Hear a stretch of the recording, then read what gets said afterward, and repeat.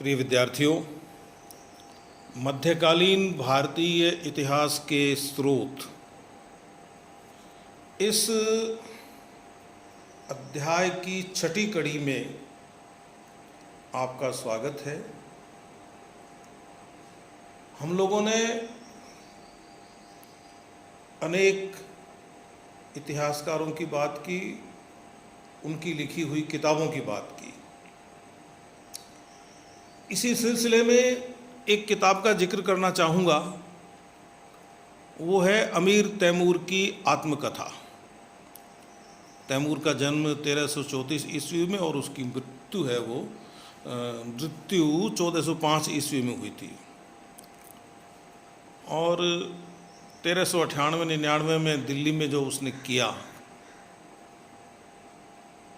वो हम सब जानते हैं। और दिल्ली में किए हुए उसके कृत्य से आप अनुमान लगा सकते हैं कि वो कितना क्रूर था। उसकी आत्मकथा बताते हैं तुजुके तैमूरी या मलफूजात तैमूरी नाम से है। इसे यूं कहना चाहिए कि ये उसकी आत्मकथा नहीं है, उसका आत्मकथा जैसा ब्यौरा है, विवरण है। क्योंकि ये कहा जाता है कि ये जो आत्मकथा है वो तैमूर की लिखी हुई नहीं है, उसने किसी से लिखवाई थी, ऐसा माना जाता है। और तुर्की भाषा में है, चगताई तुर्की भाषा में। और इस किताब में कहीं नहीं छुपाया गया है कि वह खून का प्यासा था। उसके मरने के 30 वर्ष के बाद में मौलाना यज़दी, जो तैमूर जो शासन था उसका एक दरबारी था, उसने जफरनामा नाम से एक किताब लिखी और वह भी तैमूर के संस्मरणों पर ही आधारित है। उससे संबंधित, तैमूर से संबंधित संस्मरण है उसमें। एक तरह से उसने तो यज़दी का जो पुस्तक है, यज़दी का जो ब्यौरा है वो तुजुके तैमूरी पर ही आधारित है। तो थोड़ा सा आपको बस ध्यान रखना चाहिए कि ये थोड़ा सा काम है वो तैमूर से संबंधित भी है। एक नाम लेता हूँ मैं, याहिया बिन अहमद सरहिंदी। मैंने पिछली कड़ियों में एक से ज़्यादा बार आपसे ये कहा है कि इतिहासकार चाहे किसी का भी दरबारी हो, मूलतः तो वह लेखक ही होता है। और लेखक कहीं न कहीं यह संकेत जरूर छोड़ता है जिससे पाठक को यह अनुमान हो जाए कि सच्चाई यह हो सकती है। और जब वो ये लिख दे कि केवल ईश्वर ही सच्चाई जानता है, तो उस इतिहासकार का पूरा लेखन ही संदेह में आ जाता है। ये जो सरहिंदी है, इसने साफ लिखा है एक जगह पर कि केवल ईश्वर ही सच्चाई जानता है। तो हमें बड़ी सावधानी से उसकी जो पुस्तक है तारीख़ मुबारक शाही, उसका अध्ययन करना चाहिए। ये सैयद वंश से जुड़ा हुआ इतिहास है। भारत में 1414 से लेकर 1441 ईस्वी तक सैयद वंश का शासन रहा था, ये आपको ध्यान रहे। और इसमें 1421 से लेकर 1434 तक मुबारक शाह शासक रहा था। और सरहिंदी ने जो तारीख़ मुबारक शाही लिखी है, तारीख़ मुबारक शाही, यह पुस्तक इस मुबारक शाह के लिए लिखी है। हालांकि इसकी शुरुआत तो गौरी वंश से ही करता है। वो भारत में तुर्कों के शासन की स्थापना से ही वो अपनी शुरुआत करता है। और यहाँ पर आके इसके बाद में मुबारक शाह के बाद में उसका विवरण है वो बहुत कमज़ोर हो जाता है, ये भी आपको ध्यान रखना चाहिए। 1434-35 में जब सैयद मोहम्मद गद्दी पर बैठता है वहाँ तक आते आते तो ये विवरण अपना आगे का विवरण देना छोड़ देता है। यद्यपि इसने ये लिखा है कि ईश्वर ही सच्चाई जानता है, फिर भी इसका विवरण अपेक्षाकृत थोड़ी सावधानी से लिखा हुआ है। जो आदमी ये बात लिख रहा है ईश्वर ही जानता है सच क्या है, तो वो अपने विवरण में भी कहीं न कहीं सच डालने की कोशिश करेगा ही। और जो इस्लामी राज्य की प्रकृति है उसके संबंध में इसकी राय बिल्कुल स्पष्ट है। जैसी राय और लेखकों की भी हमने पढ़ी है कि जो इस्लाम का उत्कर्ष है वो एक ऊपर वाले की इच्छा के कारण हुई घटना है दुनिया में, तो वो भी ऐसा मानता है। और मुग़ल काल के भी कई इतिहासकारों ने, जिसमें बदायूनी का नाम आता है, निज़ामुद्दीन अहमद का नाम भी आता है, फरिश्ता भी शामिल है उन लेखकों में, उन्होंने इस तारीख़ मुबारक शाही का उपयोग किया है अपने लेखन में। एक नाम आता है ईसामी का, ख्वाजा अब्दुल्ला मलिक ईसामी। 1311 ईस्वी में इसका जन्म होता है। 14वीं शताब्दी का एक अच्छा विद्वान था, कवि भी था। और इसका जो लेखन है ना वो कविता में ही है, जिसको मसनवी कहते हैं अपन। तो इसकी जो मसनवी है उसका नाम है फुतुहस सलातीन। ये एक तरह से तुर्की से आया हुआ था। तुर्की से जो लोग निर्वासित हो गए थे उसी ख़ानदान से था। शादी भी नहीं की इसने अपने जीवन में। और इसको जिस व्यक्ति का संरक्षण मिला वो कोई सल्तनत काल का सुल्तान नहीं था, वो था अलाउद्दीन हसन, जो बहमनी साम्राज्य का संस्थापक था। और उसके संरक्षण में बैठ के उसने ये फुतुह सलातीन लिखा। ये वो परिस्थितियां बताता है जिसके कारण बहमनी साम्राज्य की नींव पड़ी। और चूंकि अलाउद्दीन हसन इसका संरक्षक था तो अपने संरक्षक की तो ये तारीफ करेगा ही। उसके बारे में जो भी इसने लिखा है वो अतिशयोक्तिपूर्ण है। और कविताएं लिख रहा है तो कविताओं में तो कल्पना की उड़ान होगी, यह आप जानते हैं।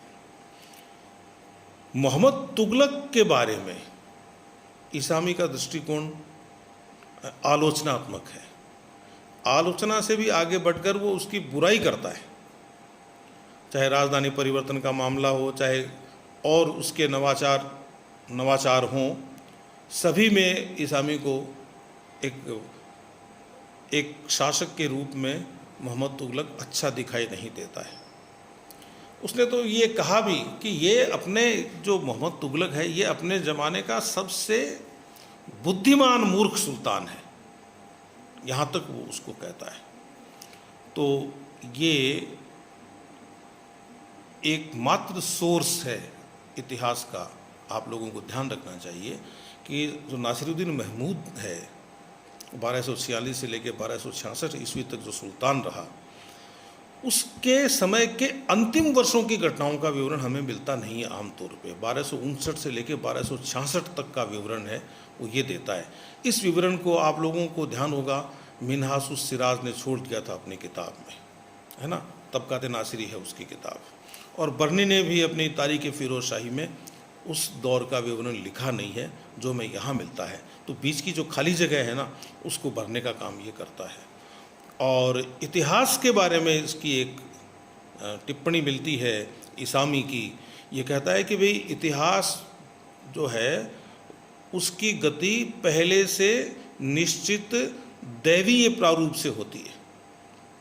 यानी वो भी यही मानता है कि जिसके भाग्य में शासक बनना लिखा होता है वो शासन करता है, और भाग्य के कारण ही बड़े बड़े परिवार बनते हैं और बिगड़ते हैं। एक नाम मैं लेना चाहूँगा मीर ख्वंद का।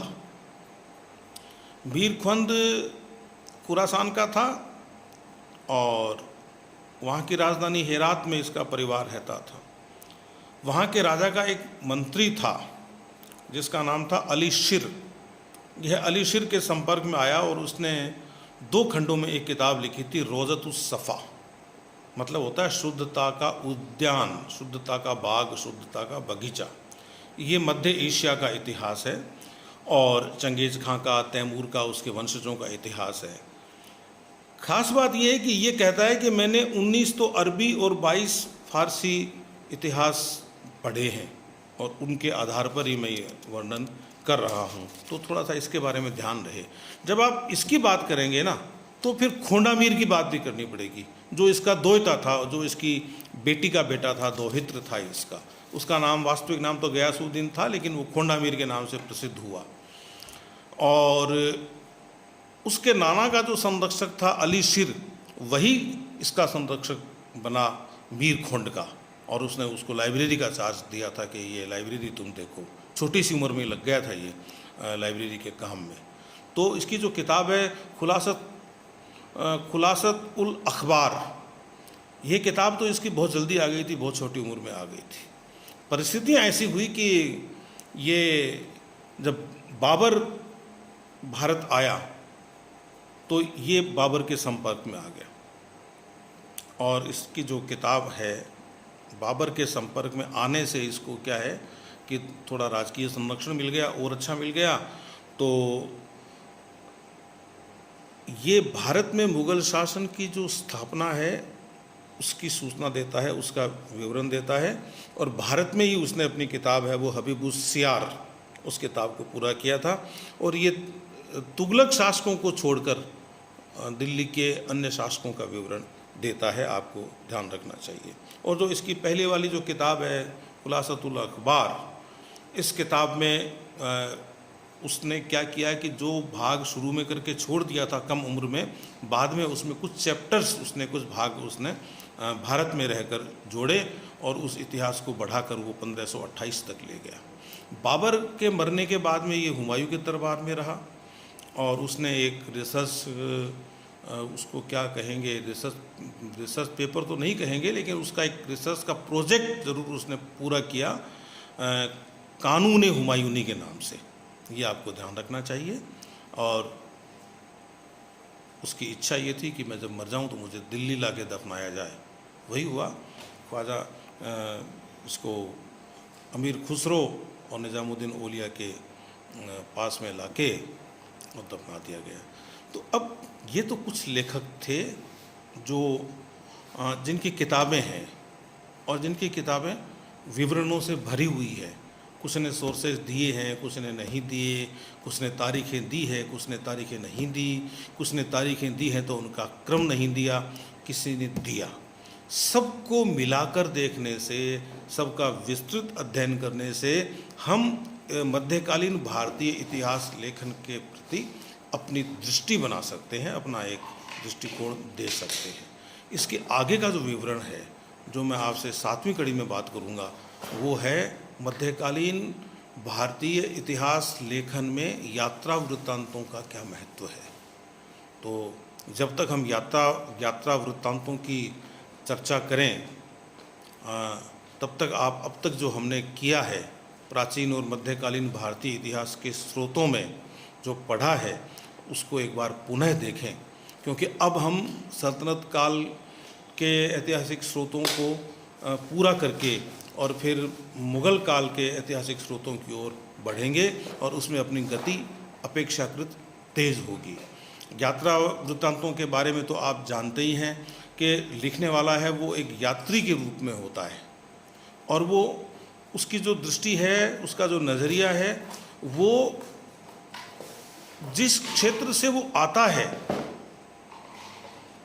उस क्षेत्र से वह जो संस्कार लेकर आता है, जो संस्कार उसके साथ होते हैं, उन संस्कारों का प्रभाव उसके लेखन में ज़रूर आएगा। और एक प्रेक्षक के रूप में, एक ऑब्जर्वर के रूप में वह जो देखता है उसको वो लिखता है। हमें यहाँ भी जब हम यात्रा वृत्तांत पढ़ेंगे वही सावधानी बरतनी होगी जिसके बारे में मैं आपको पहले कह चुका हूँ कि आप किसी का भी लिखा हुआ इतिहास पढ़ें, इतिहास ज़रूर पढ़ें, लेकिन उसके साथ उस व्यक्ति को ज़रूर पढ़ें जिसने वह इतिहास लिखा है।